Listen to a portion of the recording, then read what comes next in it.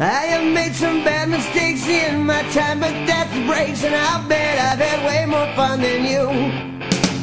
Well, hello there, and welcome back to another edition of Kip and Stuff. Today I've got the 3M, or A3M full face shield protection for my lathe. So I'm going to open this up and assemble it and explain why you need these things. Okay, we'll just tear open the bag. Inside we've got the headband, the shield, and it looks like it has some instructions here there.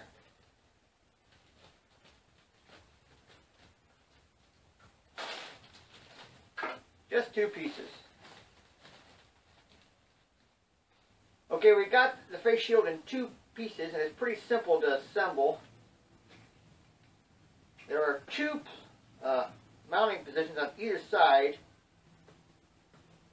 and they're shaped to just accept either side of this face shield. Don't put it in straight, put it in at a kind of an angle. Line up each side.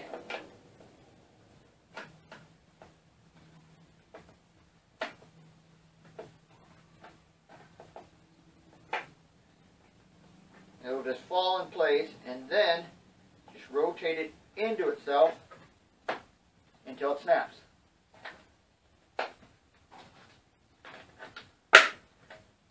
There it is.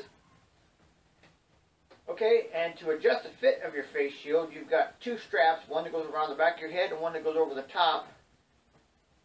All you have to do is push the little button out of the hole and adjust it back and forth.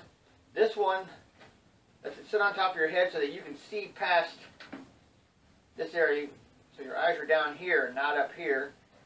And this just holds it tight to your head, but not too tight so you're getting a headache. Okay, I've adjusted the headbands, and